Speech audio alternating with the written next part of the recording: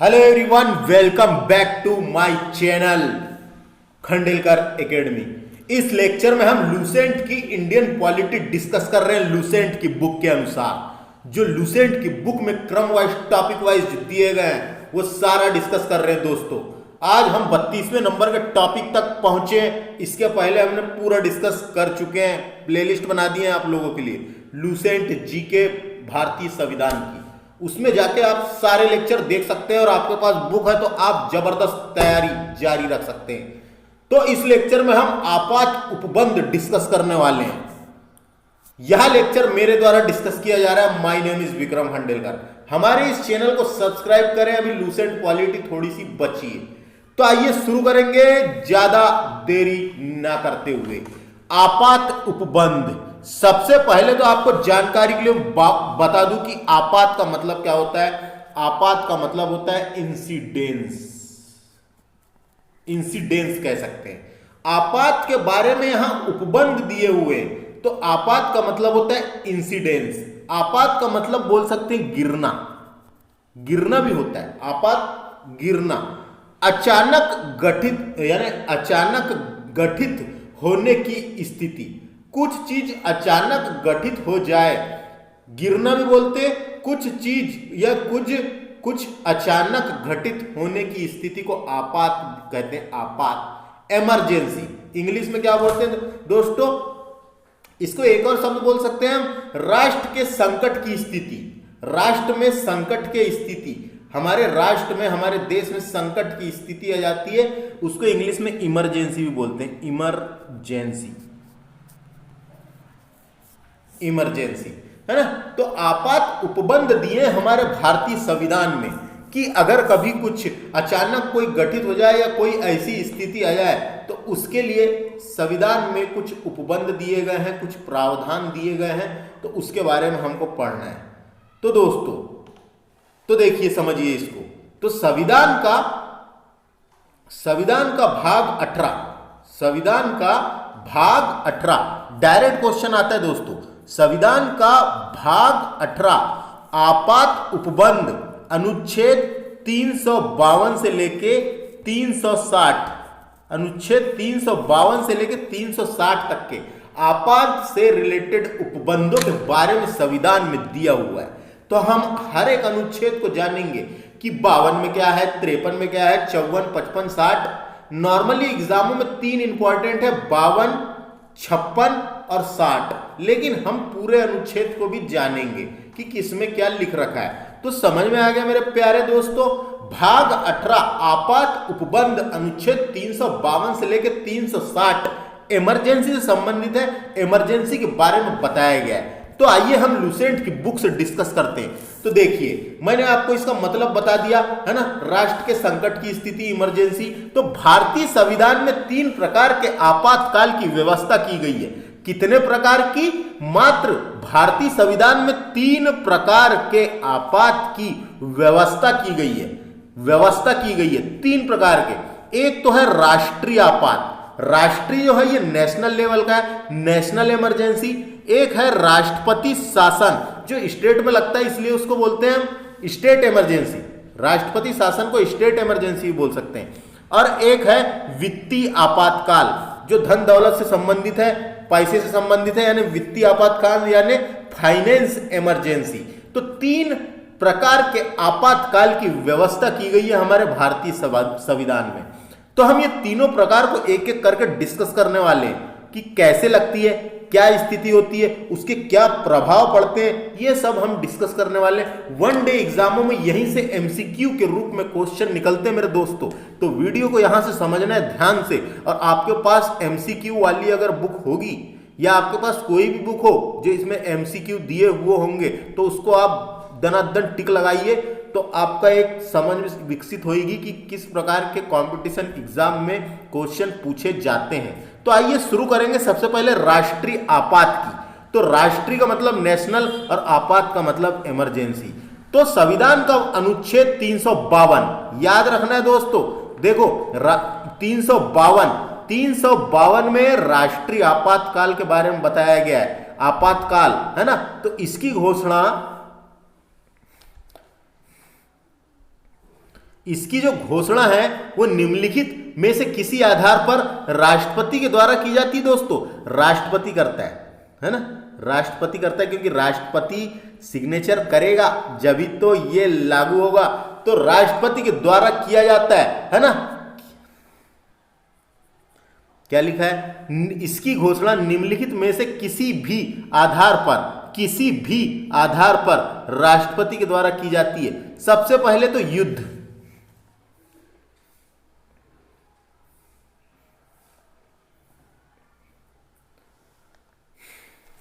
मान लो दोस्तों हमारे देश में युद्ध हो गया है ना, तो युद्ध हो गया, अचानक युद्ध होने लगे, वार होने लगे, तो इस स्थिति को भी कंट्रोल करने के लिए जो हमारी सरकार होती है, वो राष्ट्रपति जो होते हैं वो इमरजेंसी लगा सकते हैं। तो सबसे पहला क्या है यहां पे, युद्ध होने की स्थिति में। दूसरा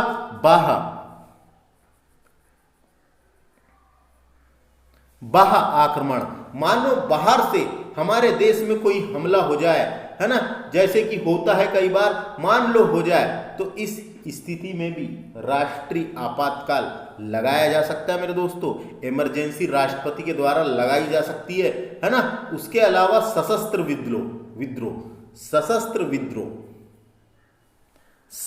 विद्रोह होना चाहिए। पहले यहां पे आंतरिक अशांति था दोस्तों, पहले यहां पे आंतरिक अशांति था, तो आंतरिक अशांति के आधार पर एक बार इंदिरा गांधी ने लगा दी थी दोस्तों, तो संशोधन कर दिया गया है ना, वो एक संशोधन किया गया और संशोधन करके उसको हटा दिया गया। 44वां संविधान संशोधन करके आंतरिक अशांति के स्थान पर सशस्त्र विद्रोह शब्द जोड़ा गया है दोस्तों। 44वां संविधान संशोधन करके आंतरिक अशांति के आधार पर सशस्त्र विद्रोह शब्द जोड़ा गया है, जिसको मैं आपको पूरा संविधान संशोधन और यहाँ पे सब बताने वाला हूँ। बस बात यह है कि अभी थोड़ी देर बाद बताऊंगा मैं इसको डिटेल में, तो वीडियो को पूरा देखें और देखने के बाद मेरे इस चैनल को सब्सक्राइब भी कर दें। तो यहाँ से देखो जो भी लिखा हुआ है इसको डिटेल में समझाने वाला हूँ। तो देखिए दोस्तों, हम राष्ट्रीय आपातकाल डिस्कस कर रहे थे, अनुच्छेद 352।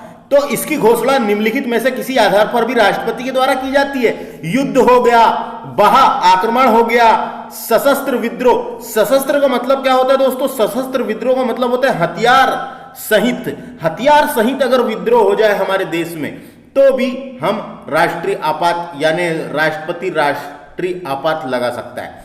तो आप सुने होंगे 44वां संविधान संशोधन दोस्तों, 44वां संविधान संशोधन हुआ था। 44वां संविधान संशोधन के द्वारा आंतरिक अशांति के स्थान पर सशस्त्र विद्रोह शब्द जोड़ा गया। तो ये समझ में आ गया, बहुत आसान है, इसको हम बाद में डीपली पढ़ेंगे जब वो पढ़ेंगे। अभी आगे चलते हैं हम। तो देखिए, राष्ट्रीय आपातकाल की घोषणा राष्ट्रपति मंत्रिमंडल की लिखित सिफारिश पर करता है।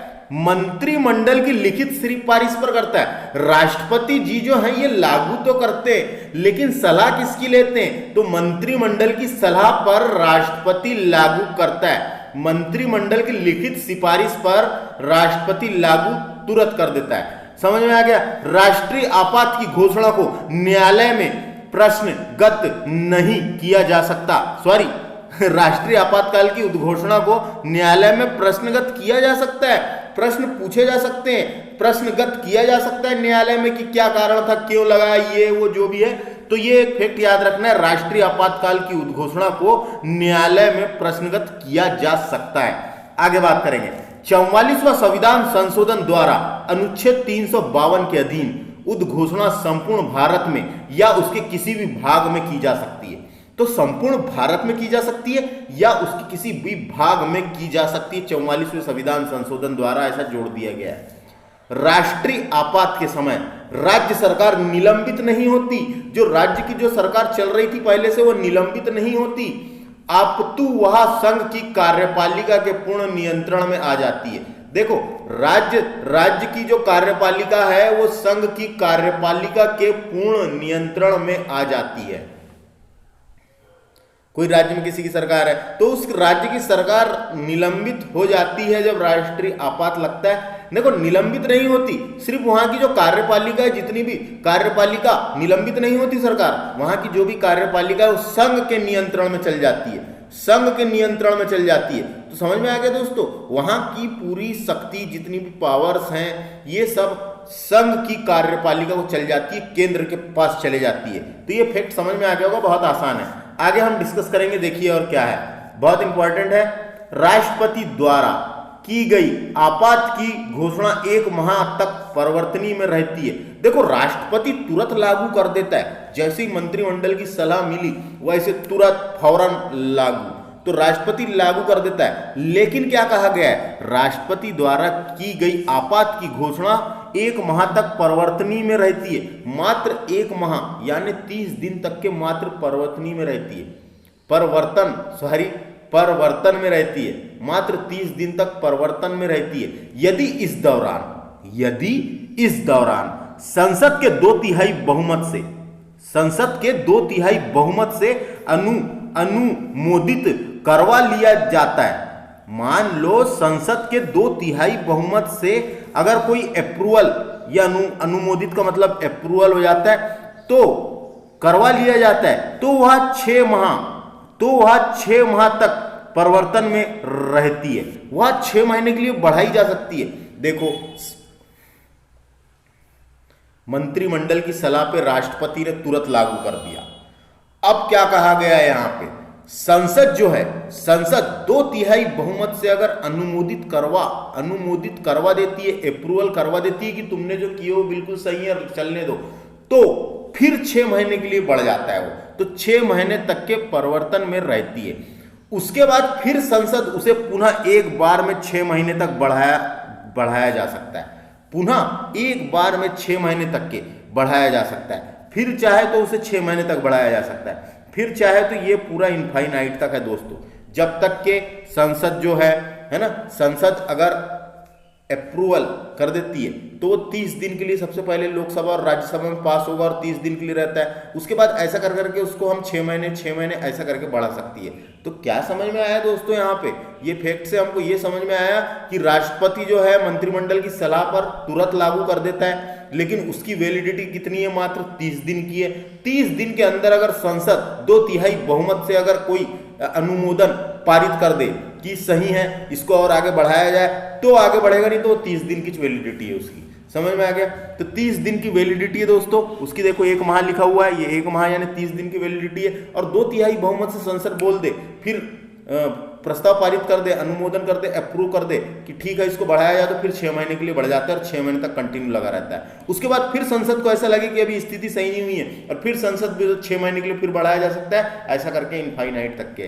तो बहुत आसान है, समझ में आ गया। अब आप कहेंगे कि मंत्रिमंडल की सलाह पर राष्ट्रपति तुरंत लागू कर दिया और संसद का अनुमोदन मिला ही नहीं, संसद का अनुमोदन मिला ही नहीं, तो उसकी वैलिडिटी 30 दिन तक है, 30 दिन के बाद वो समाप्त हो जाता है। और मान लो 5 ही दिन के लिए समाप्त हो गया, 5 दिन तो सिर्फ 5 दिन चलेगा, और 5 दिन बाद भी अनुमोदन ना मिले तो 5 दिन तक रहेगा, उसके बाद फिर से वो वापस जैसी की वैसी स्थिति आ जाएगी। तो ये फैक्ट को समझना है दोस्तों, ये वाले फैक्ट को अगर आप समझ में आ गया तो मंत्रिमंडल की सलाह पर राष्ट्रपति राष्ट्रीय आपातकाल की घोषणा लागू कर देता है ना। तो फिर संसद का अनुमोदन मिलने पर 30 दिन में संसद का अनुमोदन मिलने पर उसे फिर से बढ़ाया जा सकता है, नहीं तो वो वहीं पे रहेगा।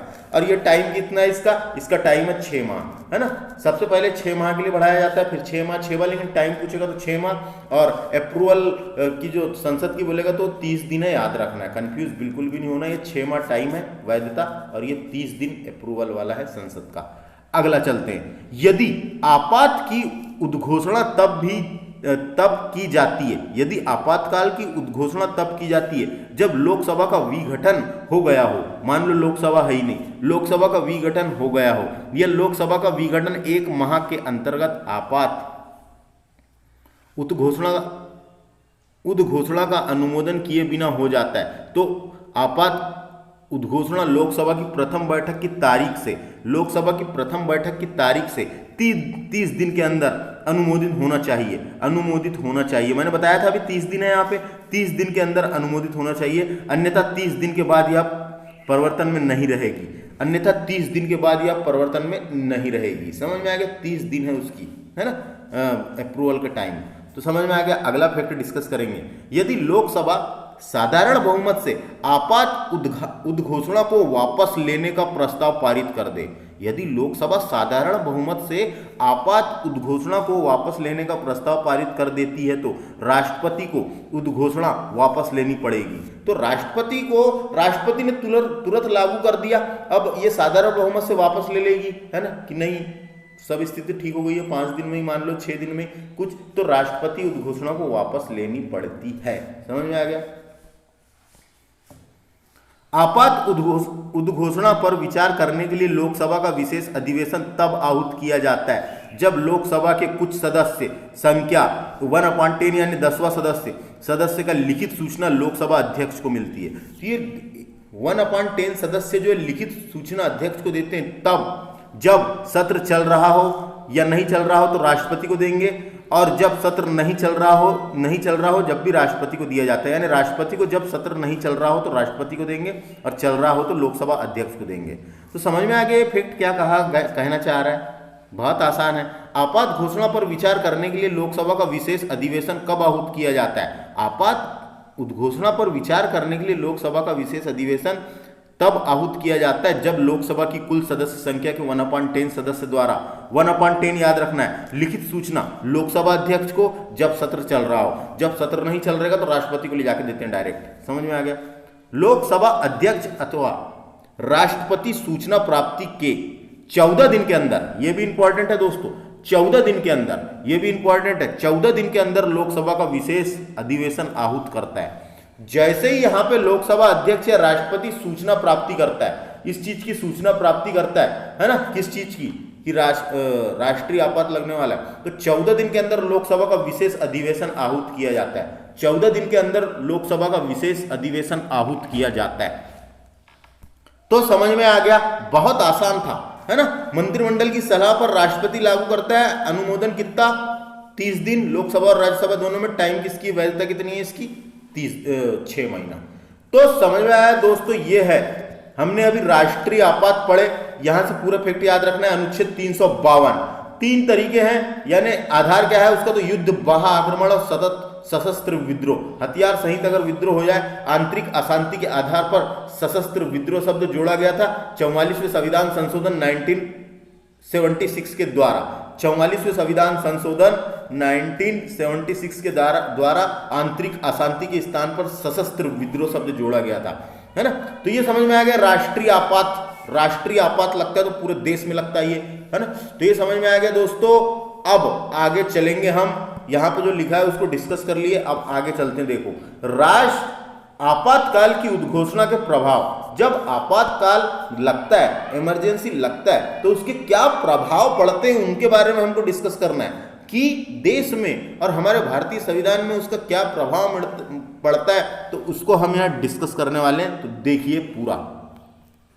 तो देखिए दोस्तों, हम आपातकाल की जब उद्घोषणा होती है तो उसके क्या प्रभाव होते हैं, क्या इफेक्ट पड़ते हैं, उसको हम डिस्कस करेंगे। तो समझिए इस बात को। तो देखिए, जब भी संविधान के अनुच्छेद 352 के अंतर्गत आपातकाल की उद्घोषणा होती है तो उसके ये प्रभाव होते हैं जो यहां लिखे हुए हैं, ये प्रभाव होते हैं। तो देखिए, सबसे पहला प्रभाव, राज्य की कार्यपालिका शक्ति संघ की कार्यपालिका के अधीन हो जाती है। संघ की कार्यपालिका के अधीन हो जाती है। जो राज्य की जितनी भी कार्यपालिका शक्ति है वो संघ के अधीन चल जाती है, संघ के अधीन हो जाती है, ये याद रखना है। दूसरा बात करेंगे, संसद की विधायी शक्ति राज्य सूची से संबंधित विषयों पर विस्तृत हो जाती है। क्या बोला गया? संसद की विधायी शक्ति, जो संसद को शक्ति दी गई है, वह राज्य सूची हमने पढ़े, राज्य सूची के संबंध में संबंधित विषयों तक विस्तृत हो जाती है। समझ में आया? विस्तृत हो जाती है, अर्थात संसद जो है वो राज्य सूची में वर्णित विषयों पर कानून बनाने का अधिकार प्राप्त हो जाता है। संसद को राज्य सूची में वर्णित जितने भी विषय दिए गए हैं राज्य सूची में, उस पर कानून बनाने का अधिकार प्राप्त हो जाता है संसद को। अतः केंद्र तथा राज्यों के मध्य विधायी शक्ति के सामान्य वितरण का निलंबन हो जाता है। केंद्र और राज्य के मध्य विधायी शक्तियां, जो भी संबंध दिए हुए हैं उसे सामान्य वितरण का निलंबन हो जाता है। यद्यपि राज्य विधायिका निलंबित नहीं होती, जो राज्य की विधायिका होती है वो निलंबित नहीं होती दोस्तों, याद रखना है, भंग नहीं होती, निलंबित नहीं होती। सिर्फ क्या होता है, राज्य की जितनी भी कार्यपालिका शक्ति है वो संघ की कार्यपालिका के अधीन हो जाती है। केवल राष्ट्रीय आपातकाल जब तक लगा हुआ है, जब तक, उसके बाद जैसे ही राष्ट्रीय आपातकाल हटता है तो फिर उनको पुनः प्राप्त हो जाती है। समझ में आ गया। संक्षेप में संविधान संघ ही की जगह एकात्मक हो जाता है। हमने पढ़े हैं जो हमारा संविधान है वो संघीय शासन व्यवस्था को अपनाया गया है। यहाँ पे केंद्र को अलग पावर दी गई है, राज्य को अलग पावर दी गई है, तो ये सब हटके एकात्मक हो जाता है, यानी केवल और केवल केंद्र के पास पूरा पावर रहते हैं। इसलिए उसे कहा गया है संघ की जगह, संघी की जगह एकात्मक हो जाती है ना। संसद द्वारा आपातकाल में राज्य के विषय पर बनाए गए कानून, संसद के द्वारा जो आपातकाल में राज्य के विषय पर बनाए गए कानून आपातकाल की समाप्ति के बाद 6 माह तक प्रभावी रहते हैं। दोस्तों ये पेपर में आता है, याद रखना है। जो कानून बनाती संसद आपातकाल के समय वो कब तक प्रभावित रहते हैं, तो मात्र 6 महीने तक के प्रभावित रहते हैं। तो समझ में आ गया ये फैक्ट, बहुत आसान है। संसद द्वारा आपातकाल में राज्य के विषय पर बनाए गए कानून आपातकाल की समाप्ति के बाद भी 6 माह तक प्रभावी रहते हैं, मात्र 6 माह तक प्रभावी रहते हैं वो कानून। समझ में आ गया पहला और दूसरा क्या इफेक्ट पड़ते हैं, तो ये दोनों इफेक्टों को समझना है आपको। उसके बाद अगला इफेक्ट देखते हैं क्या प्रभाव पड़ते हैं। जब राष्ट्रीय आपातकाल की उद्घोषणा लागू हो तब राष्ट्रपति केंद्र और राज्य के मध्य जो कर होते हैं टैक्स में संवैधानिक वितरण को संशोधित कर सकता है। संवैधानिक जो वितरण है, संविधान के अनुसार जो वितरण होते हैं उसको संशोधित कर सकता है। इसका तात्पर्य यह है कि राष्ट्रपति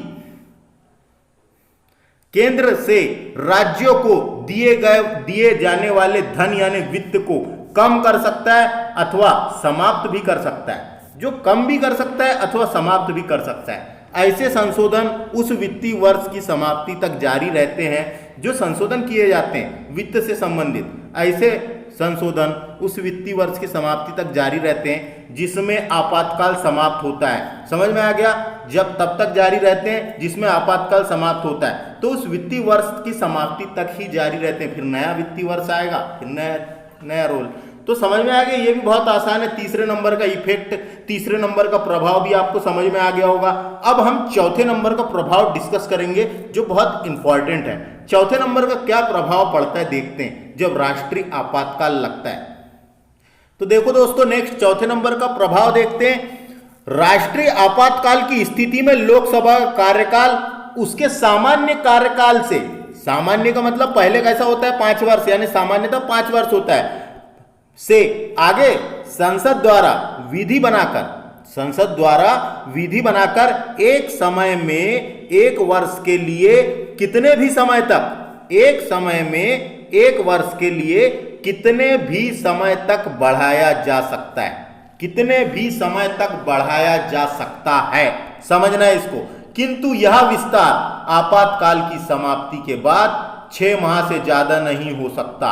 किंतु यह विस्तार जो होता है 1 साल में 1 माह के लिए, यानी एक समय में 1 माह के लिए, किंतु यह विस्तार आपातकाल की समाप्ति के बाद 6 माह से ज्यादा नहीं हो सकता, ये याद रखना है। उदाहरण के लिए जब 5वीं लोकसभा चल रही थी,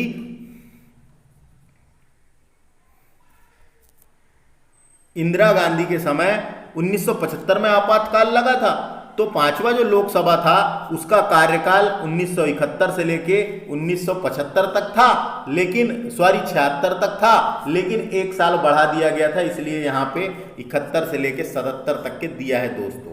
कार्यकाल 2 बार एक समय के लिए, कार्यकाल 2 बार एक समय में 1 वर्ष के लिए बढ़ाया गया था। 2 बार बढ़ाया गया है, यानी 1 बार 1 साल, 1 बार 1 साल, इसको बोलेंगे 2 बार बढ़ाया गया है, 2 बार बढ़ा है ना। एक समय में 1 वर्ष के लिए बढ़ाया गया है, एक समय में 1 वर्ष के लिए बढ़ाया गया है। तो कौन सी लोकसभा थी, क्वेश्चन आएगा 5वीं, 71 से 77 तक। इंदिरा के समय यानी इंदिरा गांधी ने बढ़ाया था, जब आपातकाल लगा था 1975 में, उसके बारे में हम आगे डिस्कस करेंगे। तो ये प्रभाव की चौथे नंबर का आपको समझ में आ गया क्या? ये जैसा का वैसा यहाँ पे लिखा है वैसा याद रखना है। राष्ट्रीय आपातकाल की स्थिति में लोकसभा कार्यकाल उसके सामान्य कार्यकाल से संसद द्वारा विधि बनाकर एक समय में 1 वर्ष के लिए कितने भी समय तक, एक समय में 1 वर्ष के लिए कितने भी समय तक बढ़ाया जा सकता है। आगे हम 5वें नंबर का प्रभाव डिस्कस करेंगे जो बहुत ज़्यादा इंपॉर्टेंट है। 5वें नंबर का है यहाँ से मौलिक अधिकारों पर आपातकाल के क्या प्रभाव पड़ते हैं उनके बारे में बताया गया है। तो आइए डिस्कस करेंगे। सबसे पहले अनुच्छेद 358 एवं 359 राष्ट्रीय आपातकाल के मौलिक अधिकारों पर प्रभाव का वर्णन करते हैं। प्रभाव का वर्णन करते हैं यानी मूल अधिकार पर प्रभाव का वर्णन करते हैं। तो क्या वर्णन करते हैं हम उसको देखेंगे। तो अनुच्छेद जो 358 है दोस्तों, अनुच्छेद जो 358 है ये अनुच्छेद 19 द्वारा दिए गए मौलिक अधिकारों से निलंबन से संबंधित है। निलंबन का मतलब क्या होता है दोस्तों, ये अगर आप जान लिए तो बहुत अच्छी बात है। निलंबन का मतलब होता है यहाँ पे अप्रभावी कर देना। जो मौलिक अधिकार अनुच्छेद 19 में दिए गए हैं वो अप्रभावी हो जाते हैं, अप्रभावी से संबंधित है, अप्रभावी हो जाते हैं। हमने पढ़े हैं अनुच्छेद 19 में क्या लिख रखा है। अनुच्छेद 19 में वाक व अभिव्यक्ति की स्वतंत्रता दी हुई है।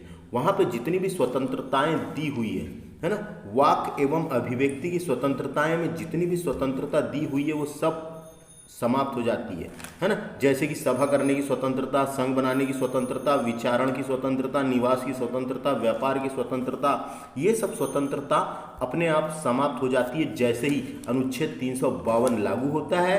और अनुच्छेद 358 के तहत अनुच्छेद 19 द्वारा दिए गए मौलिक अधिकार को के निलंबन से संबंधित है। जबकि अनुच्छेद 359 अन्य मूल अधिकारों के निलंबन से संबंधित है।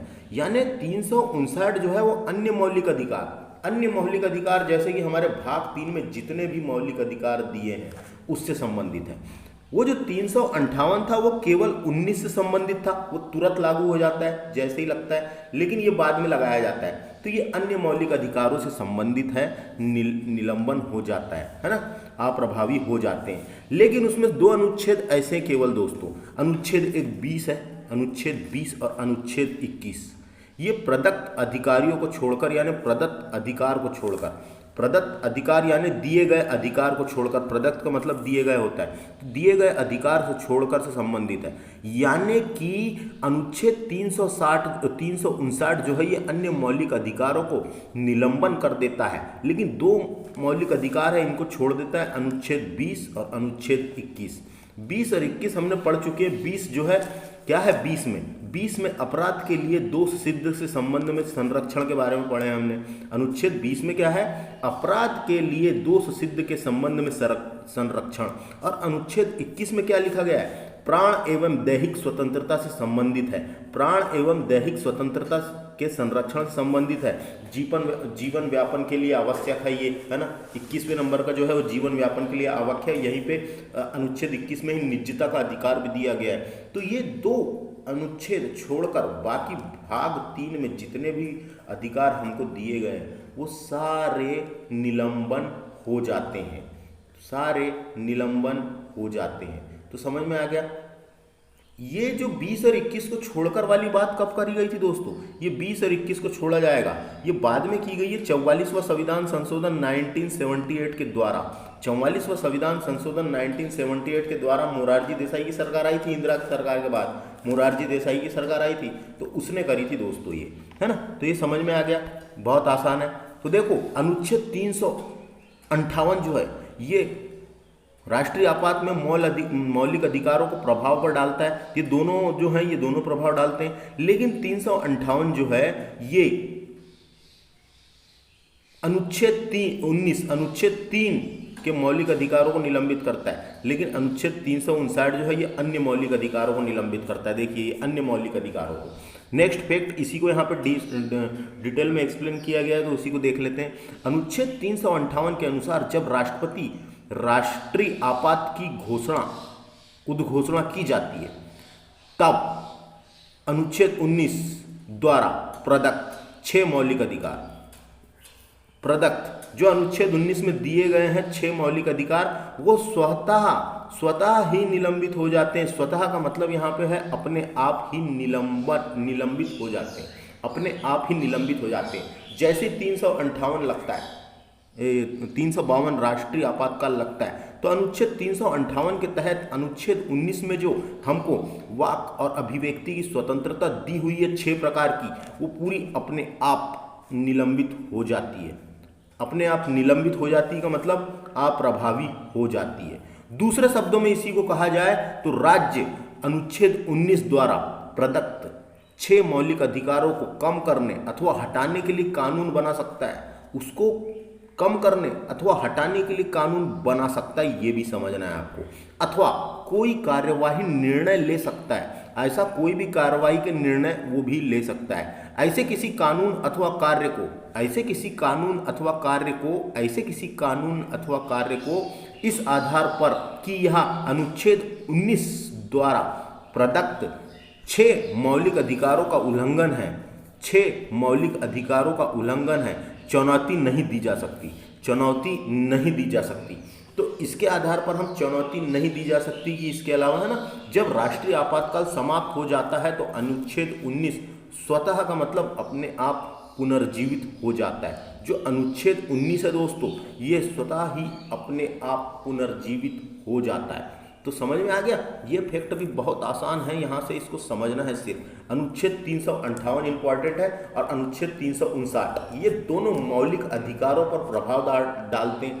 ये दोनों अनुच्छेद जो है मौलिक अधिकारों पर प्रभाव डालते हैं। अनुच्छेद 358 जो है, अनुच्छेद 358 है, वो केवल अनुच्छेद 19 से संबंधित है, और अनुच्छेद 359 जो है ये अन्य मौलिक अधिकारों से संबंधित है, पूरे मौलिक अधिकारों से संबंधित है, केवल अनुच्छेद 20 और 21 को छोड़कर, केवल अनुच्छेद 20 और 21 को छोड़कर अन्य मौलिक अधिकारों से संबंधित है, और ये केवल 19 से संबंधित है। समझ में आ गया। उसके बाद यहाँ बताया गया है कि क्या होता है जब अनुच्छेद 358 के अनुसार जब राष्ट्रीय आपातकाल की उद्घोषणा की जाती है, तब अनुच्छेद 19 द्वारा प्रदत्त दिए गए 6 मौलिक अधिकार स्वतः ही निलंबित हो जाते हैं, अपने आप ही निलंबित हो जाते हैं, है ना। दूसरे शब्दों में राज्य अनुच्छेद 19 द्वारा प्रदत्त मौलिक अधिकारों को कम करने हटाने के लिए कानून बना सकता है अथवा कोई कार्यकारी निर्णय ले सकता है। ऐसे कानून अथवा कार्य को इस आधार पर यह कर सकता है, इस आधार पर कि अनुच्छेद द्वारा प्रदत्त 6 मौलिक अधिकारों का उल्लंघन है। तो ये वाला 5वें नंबर का टॉपिक आपको यहाँ पे प्रभाव पता रहना चाहिए। अब हम देखते हैं, देखिए उसके बाद क्या होता है दोस्तों, देखिए यहाँ पे, है ना। तो क्या हुआ, 1978 में 44वां संविधान संशोधन 1978 में हुआ था। इंदिरा गांधी की सरकार थी, आपात लगा था, याद करिए आप। आपात के बाद मोरारजी देसाई की सरकार आई थी। तो 44वां संविधान संशोधन 1978 के द्वारा अनुच्छेद 358 की संभावना पर 2 प्रकार के प्रतिबंध लगाए गए हैं। अनुच्छेद 358 की संभावनाओं पर 2 प्रकार के प्रतिबंध लगाए गए हैं, इसलिए ये क्वेश्चन पूछे जाते हैं। क्या प्रतिबंध है? तो प्रथम जो है, अनुच्छेद 19 द्वारा दिए गए 6 मौलिक अधिकारों को, अनुच्छेद 19 द्वारा दिए गए 6 मौलिक अधिकारों को युद्ध अथवा बाह्य आक्रमण के आधार पर ही घोषित में निलंबित किया जा सकेगा। केवल 2 प्रकार में निलंबित किया जा सकेगा दोस्तों। क्या है वो 2 प्रकार? तो अनुच्छेद 358 में अन्य मौलिक यानी अनुच्छेद 19 के पूरे निलंबित हो जाते हैं। तो किस आधार पर किया जाएगा? जब आपातकाल किस आधार पर लगा हुआ है? एक तो युद्ध के आधार पर और दूसरा बाह्य आक्रमण के आधार पर लगा हुआ है। जब, याद रखना है, या तो युद्ध और बाह्य आक्रमण के आधार पर अगर राष्ट्रीय आपातकाल लगा है, तभी अनुच्छेद 19 जो है, तभी अनुच्छेद 19 पूरा निलंबित हो जाएगा। लेकिन अगर ना कि सशस्त्र विद्रोह के आधार पर, लेकिन यहाँ पे क्या लिखा हुआ है, ना कि सशस्त्र विद्रोह के आधार पर, तो ये मोस्ट इंपॉर्टेंट क्वेश्चन है जो बड़ी बड़ी परीक्षाओं में पूछे जाता है। ना कि सशस्त्र विद्रोह के आधार पर। याद रखें, 44वां संविधान संशोधन 1978 के द्वारा यह प्रावधान किया गया है कि अनुच्छेद 19 जो है, अनुच्छेद 19 कब निलंबित किया जाएगा? जब राष्ट्रीय आपातकाल लगा है अनुच्छेद 358 के तहत, अनुच्छेद 358 के तहत जब प्रतिबंध होगा, तब युद्ध द्वारा लगाया गया है, बाह्य आक्रमण के द्वारा लगाया गया है, ना कि सशस्त्र विद्रोह के द्वारा। सशस्त्र विद्रोह के द्वारा अगर लगाया गया है तो अनुच्छेद 19 जो है वो निलंबित नहीं होगा। सशस्त्र विद्रोह के आधार पर अभी तक के हमारे इसमें एक भी बार नहीं लगा है ना। दूसरा, केवल उन विधियों को जो आपातकाल से संबंधित है चुनौती नहीं दी जा सकती। याद रखें, केवल उन विधियों को, ऐसी विधि जो आपातकाल से संबंधित है उनको न्यायालय में चुनौती नहीं दी जा सकती, तथा ऐसी विधियों के अंतर्गत दिए गए कार्रवाई निर्णय को भी चुनौती नहीं दी जा सकती। तो चुनौती दे नहीं सकते, यहाँ पे ये बात बताई गई है। अगली बात करेंगे आप। अब यहाँ पे देखिए अन्य मौलिक अधिकारों का निलंबन। तो अन्य मौलिक अधिकारों का निलंबन कैसे होता है ये हमने ऊपर जो पढ़े हैं अभी उसी को यहाँ पे डीपली बताया गया है। तो देखिए दोस्तों, अनुच्छेद 359 राष्ट्रपति के आपातकाल में मूल अधिकारों को लागू करने के लिए न्यायालय जाने के अधिकार को निलंबित करने के लिए अधिकृत करता है। न्यायालय जाने के अधिकार को निलंबित करने के लिए अधिकृत करता है अनुच्छेद 359। अतः अनुच्छेद 359 के अंतर्गत मूल अधिकार नहीं अपितु उनका लागू होना निलंबित होता है। वास्तविक रूप से ये अधिकार जीवित रहते हैं। वास्तविक रूप से ये अधिकार जो है जीवित रहते हैं। केवल उनके तहत उपचार निलंबित होता है। केवल उनके तहत, देखो अधिकार जिंदे रहते हैं लेकिन उनसे जो उपचार हो रहे हैं वो निलंबित रहते हैं, यानी हम उसको बोलते हैं कि सिर्फ वो अप्रभावी हो जाते हैं, उनका प्रभाव कम हो जाता है ना। जो राष्ट्रपति के आदेश में वर्णित होते हैं। जब राष्ट्रपति का आदेश प्रभावी रहता है तो राज्य उस मूल अधिकारों को रोकने हटाने के लिए कोई भी विधि बना सकता है या कार्रवाई कदम उठा सकता है। ऐसे किसी भी विधि या कार्य को इस आधार पर चुनौती नहीं दी जा सकती। ऐसे किसी भी विधि या कार्य को इस आधार पर चुनौती नहीं दी जा सकती कि वह संबंधित मूल अधिकार के सामने नहीं रखता। इस विधि के प्रभाव के लिए दिए गए विधि या कार्रवाई कार्य के आदेश समाप्ति के उपरांत चुनौती नहीं दी जा सकती। यहाँ पे बताया गया है कि चुनौती कार्य के बाद नहीं दी जा सकती, लेकिन बाद में एक केस आया था उसके बाद चुनौती दी जा सकती है, हम आपको बताएंगे बाद में। तो 44वां संविधान संशोधन 1978 द्वारा अनुच्छेद 359 के क्षेत्र में 2 प्रतिबंध लगाए गए हैं। प्रथम तो यह है कि राष्ट्रपति अनुच्छेद 20 और 21 के अंतर्गत दिए गए अधिकारों को लागू करने के लिए न्यायालय जाने का अधिकार को निलंबित नहीं कर सकता। अनुच्छेद 20 और अनुच्छेद 21 ये दोनों को छोड़कर है, तो इसके लिए न्यायालय जाने का जो अधिकार है उसको निलंबित नहीं कर सकता। अगर इससे रिलेटेड कोई होती है तो न्यायालय जा सकते हैं। यानी अपराध के लिए दोषी सिद्ध से संबंध संरक्षण का अधिकार अनुच्छेद 20 में दिया हुआ है और प्राण व दैहिक स्वतंत्रता का अधिकार अनुच्छेद 21 में दिया हुआ है। आपातकाल में भी प्रभावी रहते हैं। आपातकाल में भी ये प्रभावी रहते हैं, ये नहीं हटते। द्वितीय, केवल उन्हीं विधियों को चुनौती से संरक्षण प्राप्त है जो आपातकाल से संबंधित है। आपातकाल से संबंधित है उन विधियों व कार्य को नहीं जो उनके तहत बनाए गए हैं। उन विधियों कार्य को नहीं जो उनके तहत बनाए गए हैं। तो बहुत आसान है दोस्तों, इसको समझ लो एक बार बस। कब क्या कराया गया था ना, 44 संविधान संशोधन में क्या हुआ है ना। देखो ये डायरेक्ट क्वेश्चन आता है, 44 संविधान संशोधन 1978 द्वारा क्या किया गया था, तो अनुच्छेद 20 और 21 को छोड़कर, है ना, अनुच्छेद 20 और 21 को छोड़कर, ये समझना है, बहुत आसान है। अब देखो यहाँ पे क्या लिखा है दोस्तों, अनुच्छेद 358 और 359 में अंतर बताए गए हैं। अभी तो ऊपर हमने अंतर पढ़ लिए, उसी को फिर से बताया जाए तो यहाँ पे डिस्कस करते हैं, देखिए क्या अंतर है। तो अनुच्छेद 358 केवल अनुच्छेद 19 के अंतर्गत मूल अधिकारों से संबंधित है। याद रखना है, अनुच्छेद 358 जो है वो केवल अनुच्छेद 19 के अंतर्गत जो 6 मौलिक अधिकार दिए उनसे संबंधित है, जबकि अनुच्छेद 359 जो है वो सभी मूल अधिकार से संबंधित है। भाग 3 में जितने भी दिए हुए हैं दोस्तों, भाग 3 में हमारा जो है संविधान का रीढ़ है ना, संविधान का रीढ़ भाग 3 में जितने भी मौलिक अधिकार से संबंधित है जिनका राष्ट्रपति के आदेश द्वारा निलंबित हो जाता है। तो राष्ट्रपति के आदेश द्वारा निलंबित होते हैं ये वाले, है ना, समझ में आ गया, बहुत आसान है।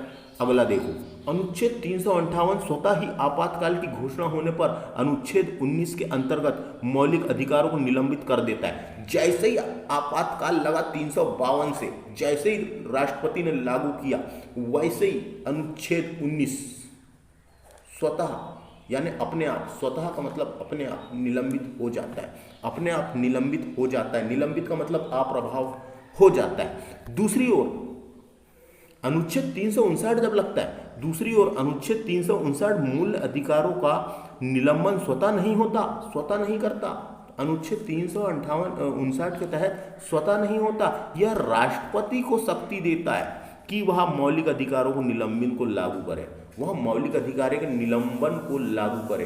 भाग 3 में जितने भी मौलिक अधिकार दिए उनको लागू करने की शक्ति देता है। समझ में आ गया?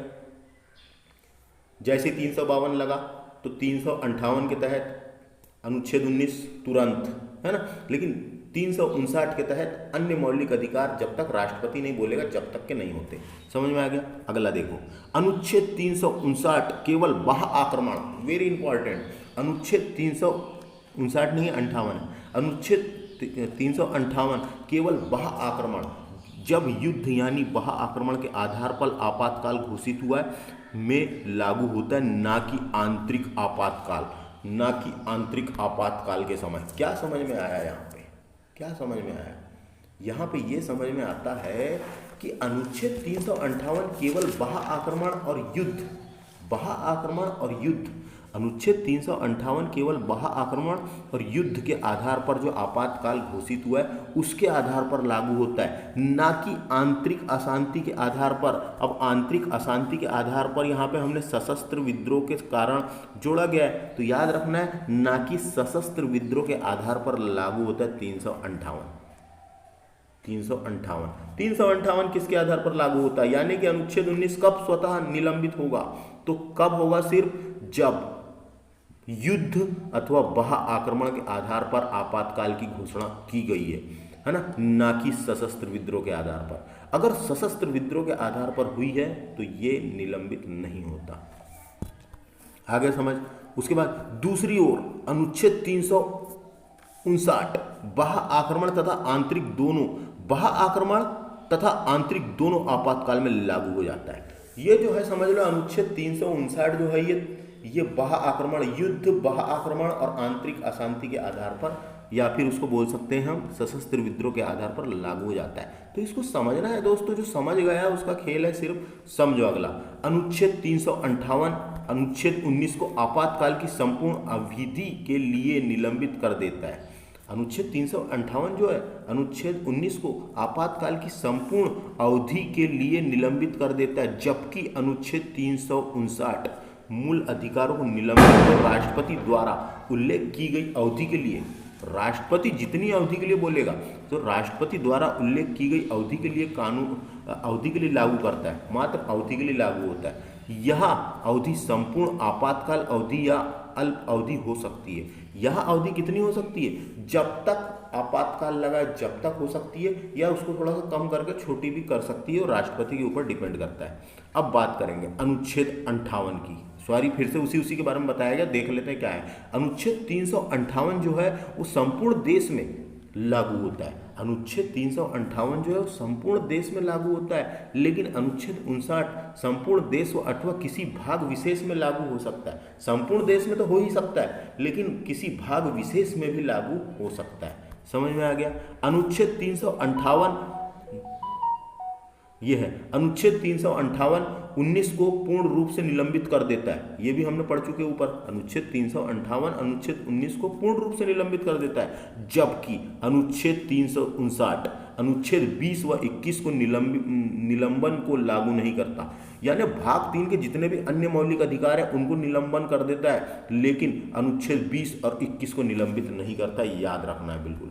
अगला अनुच्छेद 358 जो है राज्य को अनुच्छेद 19 के अंतर्गत मौलिक अधिकार को सामान्य नहीं करने वाले नियम बनाने का अधिकार देता है। यानी ये ऐसा अधिकार देता है कि उसके लिए कोई नियम बना सकता है, वो है ना, राज्य कोई नियम बना सकता है, ये अधिकार देता है।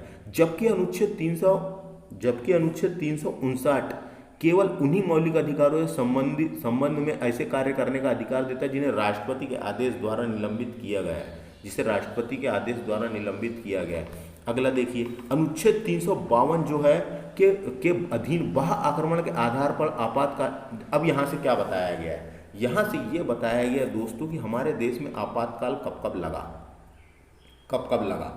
तो यहाँ से आपको वीडियो को देखना है ध्यान से, मैं पूरा यहाँ पर डिटेल में बताने वाला हूँ बिल्कुल, जिससे कि आपको पूरा याद हो जाए, समझ में आ जाए। कि कब हुआ था, क्या हुआ था। देखिए सबसे पहले समझिए इस बात को। तो सबसे पहले आपातकाल भारत में अब तक 3 बार राष्ट्रीय आपातकाल लगाया गया है दोस्तों। भारत में अब तक 3 बार राष्ट्रीय आपातकाल लगाया गया है। भारत में अब तक 3 बार राष्ट्रीय आपातकाल लगाया गया है। तो देखो भारत में अब तक 3 बार राष्ट्रीय आपातकाल लगाया है। अनुच्छेद 352 के अधीन बाह्य आक्रमण के आधार पर आपातकाल की प्रथम घोषणा। आपातकाल की प्रथम घोषणा का मतलब यहाँ पे ये है कि प्रथम आपातकाल कब लगा था, जब भारत और चीन के मध्य युद्ध हुआ था दोस्तों। जब भारत और चीन के मध्य युद्ध हुआ था 1962 में, 1962 में हुआ था, उस टाइम पे लगाया गया था। तो किस आधार पर लगाया गया था? बाह्य आक्रमण के आधार पर, ना कि युद्ध के आधार पर। याद रखें, युद्ध के आधार पर नहीं, बाह्य आक्रमण के आधार पर। तो बाह्य आक्रमण यानी बाहर से हमारे देश में आक्रमण हो गया तो हमने भी फिर आक्रमण किए, है ना। तो ये हुआ था। तो बाह्य आक्रमण के आधार पर आपातकाल की प्रथम घोषणा चीन आक्रमण के समय कब लगी थी? 26 अक्टूबर 1962 से 10 जनवरी 1968 तक थी दोस्तों। देखो 10 जनवरी 1968 तक के लगा हुआ था। तो यहाँ से क्या क्या याद रखना है आपको? यहाँ से क्या क्या याद रखना है?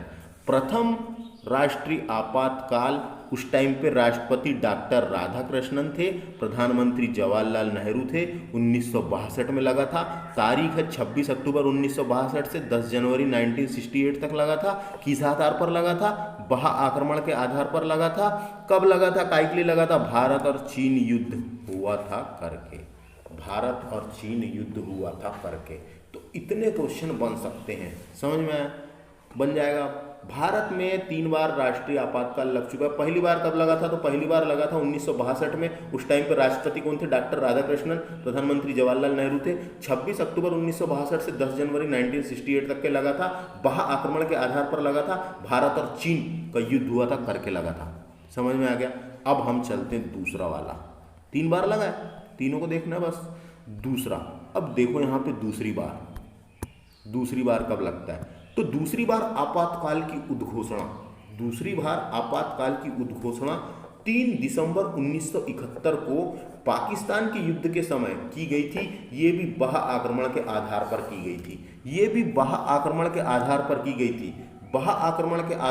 गई थी। तो डायरेक्ट यहां से क्या क्या क्वेश्चन आ सकता है दोस्तों, देखिए। दूसरी बार आपातकाल कब लगा? 1971 में। दूसरी बार आपातकाल कब लगा? 1971 में। देखो 71 है यहाँ पे। दूसरी बार आपातकाल कब लगा? 1971 में। उस टाइम पे राष्ट्रपति वीवी गिरी थे। क्वेश्चन आते रहते हैं। दूसरी बार जब लगा था उस टाइम पे राष्ट्रपति वीवी गिरी थे। प्रधानमंत्री इंदिरा गांधी थे। दूसरी बार जो लगा था जब भी प्रधानमंत्री इंदिरा गांधी थी, और 1971 में लगा था। कब लगा था? 3 दिसंबर 1971 से लगा था। 3 दिसंबर 1971 से 27 मार्च 1977 तक चला था। ये 27 मार्च 1977 तक चला था। और आप कहेंगे कि इतना लंबा कैसे चल गया? तो दोस्तों अभी समझने वाली बात है, जब दूसरा आपातकाल लगा था उसके बाद ही तीसरा लग गया था कुछ सालों बाद। तो हम उसको देखेंगे पहले तो समझेंगे। तो ये कब चला था? इसकी वैलिडिटी भी कब तक थी? इसकी वैलिडिटी भी 27 मार्च 1977 तक थी। इसकी भी वैलिडिटी देखो 27 मार्च 1977 थी। तो जो दूसरी बार लगा था उससे क्या क्या क्वेश्चन आ सकते हैं? दूसरा आपातकाल कब लगा? 1971। वीवी गिरी राष्ट्रपति थे, इंदिरा गांधी प्रधानमंत्री थी। 3 दिसंबर 1971 से लगा, 27 मार्च 1977 तक चला। बाह्य आक्रमण के आधार पर लगा था। किसके आधार पर? देखो यहाँ पे बाह्य आक्रमण के आधार पर लगा था। भारत पाक युद्ध हुआ था जब। भारत पाक युद्ध 1971 में हुआ था जब। आपको जानकारी के लिए मैं बता दूं, भारत और पाकिस्तान के साथ हमारे 4 युद्ध हो चुके हैं, जो मैंने आपको उधर साइड बताया हूं कौन से, तो लेक्चर में 4 बार युद्ध हुए, जिसमें से ये वाले युद्ध में लगा था, है ना, 71 वाले में। तो 1971 में, 65 में भी एक बार युद्ध हुआ पाकिस्तान के साथ, लेकिन 71 वाले युद्ध में लगा था, याद रखना है ना। तो 71 पाकिस्तान। तो समझ में आ गया क्या क्या क्वेश्चन बनेंगे यहाँ पे। याद रखना युद्ध के आधार पर नहीं, बाह्य आक्रमण के आधार पर।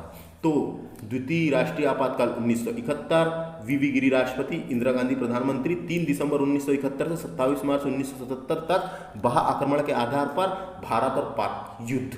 आगे समझ। अब देखो, अब बात करेंगे हम तीसरी बार आपातकाल लगता है कब। तो तीसरी बार राष्ट्रीय आपातकाल की घोषणा 26 जून 1975 को आंतरिक गड़बड़ी की आशंका के आधार पर जारी की गई थी। आंतरिक गड़बड़ी यानी आंतरिक अशांति की आंतरिक गड़बड़ी की आकांक्षा आशंका के आधार पर जारी की गई थी। आशंका के आधार पर जारी की गई थी, उसको बोल सकते हैं आंतरिक अशांति के आधार पर लगाया गया था। तो देखो यहाँ पे समझने वाली बात दोस्तों, क्या हुआ था, तीसरी बार जब राष्ट्रीय आपातकाल लगा उस टाइम पे प्रधानमंत्री इंदिरा गांधी थी। राष्ट्रपति फखरुद्दीन अली अहमद, नाम याद रखना है राष्ट्रपति का भी, क्योंकि सिग्नेचर उन्होंने किए थे तो नाम पूछा जा सकता है। तीसरी बार जब लगा उस टाइम पे फखरुद्दीन अली अहमद राष्ट्रपति थे। कब लगा था दोस्तों? 1975 में। कब लगा था? 1975 में तीसरी बार राष्ट्रीय आपातकाल। तो 1975 में कब से लगा था? तारीख आती है दोस्तों, देखो रात की बात है, 25 जून की बात है, 25 जून 1975 की बात है। रात में इंदिरा गांधी ने राष्ट्रपति से साइन करवाई और लागू कब हुआ? 26 तारीख से। देखो यहाँ पे लागू की तारीख दी हुई है 26 जून 1975 को आंतरिक गड़बड़ी के आधार पर लगाया गया था। तो समझ में आ गया दोस्तों, तारीख कौन सी थी? वो 25 जून थी। 25 जून 1975 की बात है, रात की बात है जब साइन हुई थी, साइन करवाया था लागू करने के लिए तुरंत। तो राष्ट्रपति फखरुद्दीन अली अहमद थे। तो 25 जून, लेकिन लागू कब से हुआ था? 26 जून से। 26 जून 1975 से लागू हुआ और 21 मार्च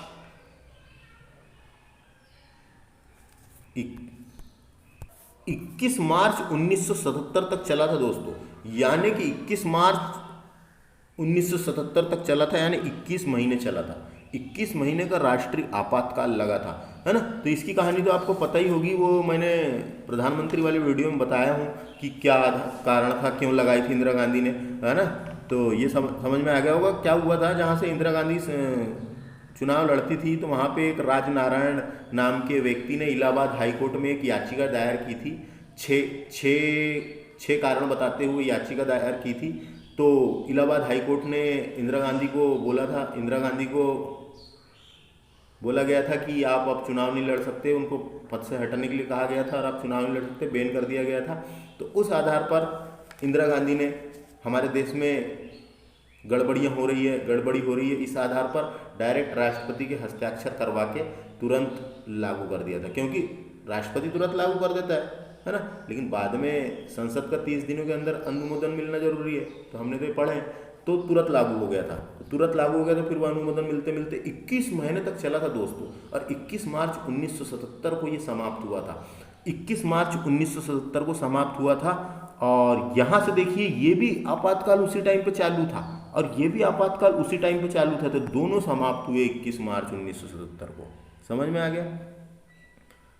गया। राजनारायण नाम के व्यक्ति थे जिन्होंने, और यहाँ पे फिर लोकतंत्र की हत्या भी कहलाता है। ये बहुत इतिहास में आप पढ़ोगे, लोकतंत्र की हत्या काली रात के नाम से जाना जाता है। लोकतंत्र की हत्या और काली रात के नाम से जाना जाता है। बस, तो इतना यहाँ से समझ में आ गया होगा आपको।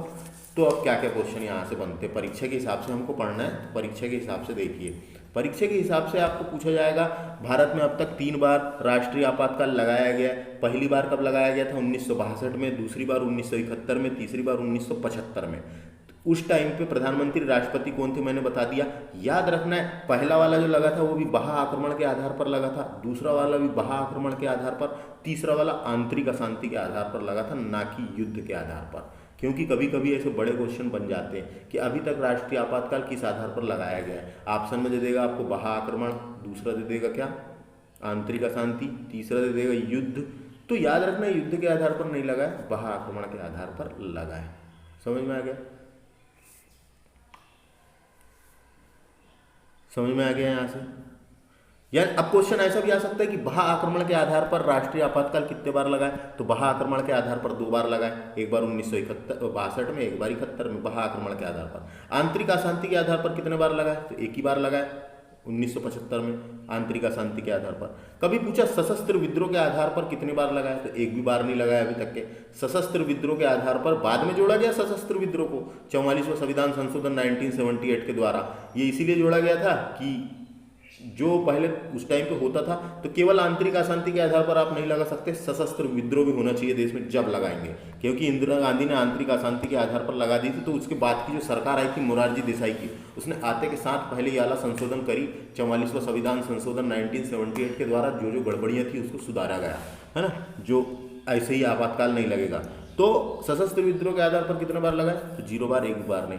तो समझ में आ गया। यहाँ पे मैंने जो भी आपको बताने की कोशिश किया इस लेक्चर में, हमने इस लेक्चर में आपातकाल की उद्घोषणा के प्रभाव डिस्कस किए, उसके क्या इफेक्ट पड़ते हैं, तो उसके इफेक्ट क्या क्या पड़ते हैं यहाँ पे मैंने आपको बताया हूँ। तो ये थ्योरी वाला पोर्शन था जो इसको आपको समझना है ना। क्वेश्चन कैसे ही बन सकते हैं। 44वें संविधान संशोधन द्वारा क्या किया गया था दोस्तों, 20 और 21 को छोड़ा गया, ये सब याद रखना है ना। उसके बाद ये भी यहाँ से देखिए,